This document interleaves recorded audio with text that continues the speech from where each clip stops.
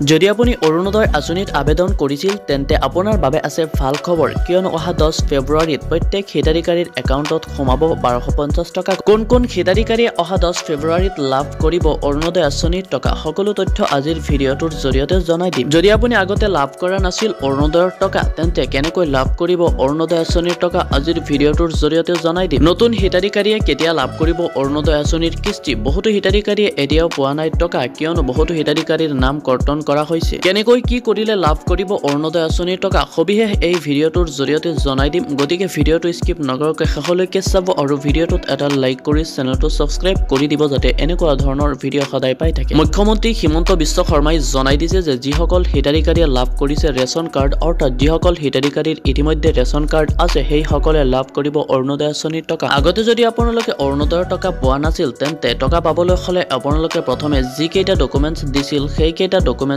নতুনকৈ ভেৰিফাই কৰিব লাগিব তো ভেৰিফিকেশন কোড কৰিব কেনেকৈ কৰিব যদি আপুনি এবাৰো ভেৰিফিকেশন কৰা নাছিল তেন্তে ভেৰিফাই কৰি লওক তো ইয়াৰ বাবে আপোনালোকে যাব লাগিব গাঁও পঞ্চায়তত তাত গৈ আপোনালোকে অৰুণোদয়ৰ যিটো বেনিফিচিয়াৰী নাম্বাৰ আছে সেই নাম্বাৰটো দিব আৰু লগইন কৰাব এণ্ড যিবোৰ নথিপত্ৰ আছে গোটেই কেইটা নতুনকৈ ভেৰিফাই কৰাব এণ্ড ভেৰিফাই কৰিলে আপোনালোকে লাভ কৰিব অৰুণোদয় আঁচনিৰ 1250 টকা তো ইয়াৰ বাবে আপোনালোকে গাঁও পঞ্চায়ততে যাব লাগিব কিয়নো আগতে যেহেতু অনলাইনত ৱেবছাইট আছিল সেই ৱেবছাইটত গৈ আপোনালোকে নিজে চেক কৰিব পাৰিছিল বাট এতিয়া যেহেতু অনলাইনত অফসাইট বন্ধ আছে সো আপোনালোকে গাঁও পঞ্চায়তত গৈ এইকেইটা ভেৰিফাই কৰিব লাগিব তো যদি এই কামটো অহা 10 ফেব্ৰুৱাৰীৰ আগতে কৰি থয় তেন্তে নিশ্চয় অৰুণোদয় আঁচনিৰ 1250 টকা আপোনালোকৰ বেংক একাউণ্টত সোমাব কিছুমানে এতিয়ালৈকে এটকাও পোৱা নাই কাৰণ ভেৰিফিকেশনটো হয়তো পেন্ডিং হৈ আছে নাইবা কৰবাত নহয় কৰবাত ভুল হৈ আছে যাৰ কাৰণে আপোনালোকে পইচা নাপায় কিছুমান নতুন হিতাধিকাৰীয়ে এতিয়ালৈকে টকা পোৱা নাই কিয়নো আগতে যেহেতু প্ৰথমে বেংক একাউণ্টত এটকা এটা সেন্ড কৰিছিল আৰু আপুনি লাভ কৰিছিল অৰুণোদয় আঁচনিৰ 1250 টকা বাট এতিয়া এইবাৰ এটকাৰ কোনো কথা নাই যেহেতু মুখ্যমন্ত্ৰীয়ে কৈ দিছে যে এইবাৰ দুখীয়া পৰিয়ালৰ সকলো হিতাধিকাৰীয়ে লাভ কৰিব অৰুণোদয়ৰ টকা তো এতিয়ালৈকে কিছুমান নতুন হিতাধিকাৰীয়ে একাউণ্টত টকা পোৱা নাই কাৰণটো হ'ল যে কিছুমানৰ বেংক একাউণ্টৰ সৈতে আধাৰ সংযুক্ত নাই তো 10 ফেব্ৰুৱাৰীৰ আগতে বেংক একাউণ্টৰ সৈতে আধাৰটো সংযুক্ত কৰিব